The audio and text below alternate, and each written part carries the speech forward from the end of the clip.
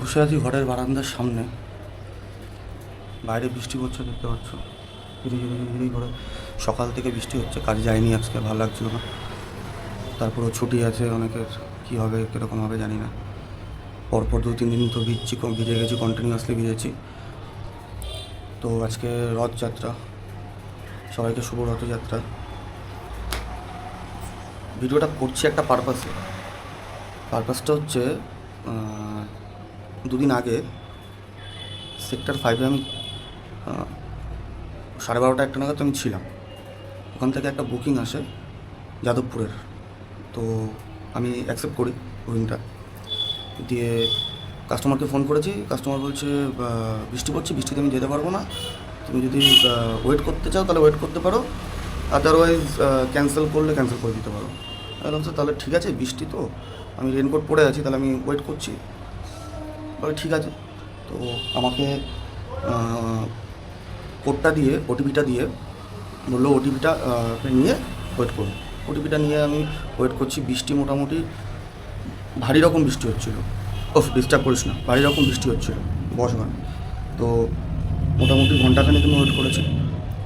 তারপরে যখন বৃষ্টিটা কমে যায়, কমার পরে ফোন করছি কাস্টমারকে, ফোন সুইচ অফ। র্যাপিডোতে আমি ডাইরেক্ট মেসেজ করছি, ওখানে মেসেজ ঢুকছে কিন্তু দেখছে না, সিন করছে না। হোয়াটসঅ্যাপে কল করেছি, রিং হচ্ছে, রিসিভ করছে না। মেসেজ করেছি, কোনো রিপ্লাই নেই। তারপরে আমি বাধ্য হয়ে ক্যান্সেলও করতে পারছিলাম না, আমি কমপ্লিট রাইট করে রেখে দিয়েছি। তো কাস্টমার সবাই সমান, কিন্তু কিছু কিছু কাস্টমার আছে যারা মানে জায়গাটা পুরো নষ্ট করে রেখে দেয়। আমি এটাই বুঝি না, এত ফালতু কাজ কেন করে এরা। দরকার ছিল না ভাই, প্রথমেই বলে দিতে যাবো না, বা মিডিল পজিশনেও আমাকে ফোন করে যদি বলতো যে দাদা আমি যাবো না, আপনি ক্যান্সেল করে দিন বা আমি ক্যান্সেল করে দিচ্ছি, নিজে থেকেই পারতো। করলো না, সুইচ অফ করে রাখলো, কারণটা আমি বুঝলাম না। ঠিক আছে, গেল। গতকালকে লেটেস্ট একটা ঘটনা, গতকালকে পোর্টারের একটা পার্সেল ছিল। পার্সেলটা ছিল হচ্ছে সম্ভবত পার্ক সার্কাসের ওদিক থেকে ওই নিউ টাউনের দিকে। তো ওনার ফ্ল্যাটে, ভদ্রমহিলার ফ্ল্যাটে পুজো হচ্ছিল, ওনার নতুন ফ্ল্যাট নিয়েছে বা কিছু। তো আমি ফোনে পাচ্ছিলাম না, যাই হোক ফ্ল্যাটের অ্যাড্রেস দেখে আমি গেছি। যাওয়ার পরে পার্সেলটা আমি দিলাম।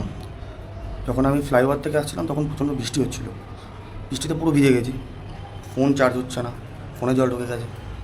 তো রীতিমতো আমি ভিজে এসে পার্সেলটা আমি দিয়েছি। পার্সেলটার মানে টোটাল ফেয়ার, অর্ডারের ফেয়ারটা টোটাল ভাড়াটা ছিল হচ্ছে 159 টাকা সম্ভবত। হ্যাঁ, 159 টাকা। তো দিয়ে আমি ফ্ল্যাটে নিচে চলে এসেছি, 15 তলায় ছিল, 15 তলা থেকে নিচে চলে এসেছি।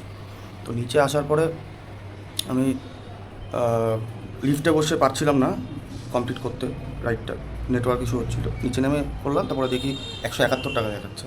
তারপরে আমি আর যাইনি, তারপরে সঙ্গে সঙ্গে আমি একটা বুকিং পেয়ে গেছিলাম যাত্রী সাথীতে, ভালো বুকিংটা ছিল, আমি ধরে চলে গেছি। পরে আমি ওনাকে ফোন করেছি, ফোন ধরেনি। সন্ধ্যাবেলায় করেছিলাম, বলছি আমি একটু ব্যস্ত আছি, বাইরে আছি, পরে ব্যাক করছি। পরে আর ব্যাক করেনি। আমি ওনাকে আজকে সকালবেলায় হোয়াটসঅ্যাপ করেছি, হোয়াটসঅ্যাপে আমি দেখাচ্ছি।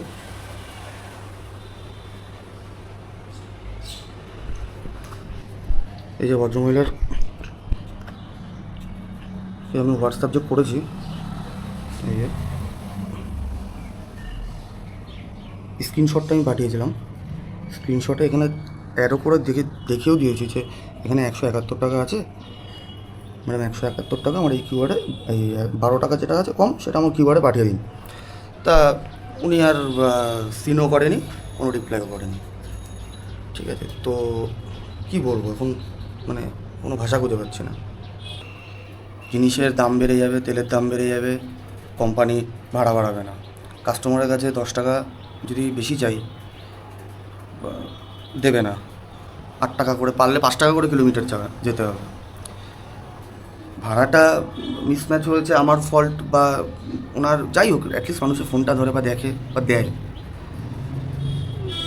কী বলবো, কিছু বলার নেই।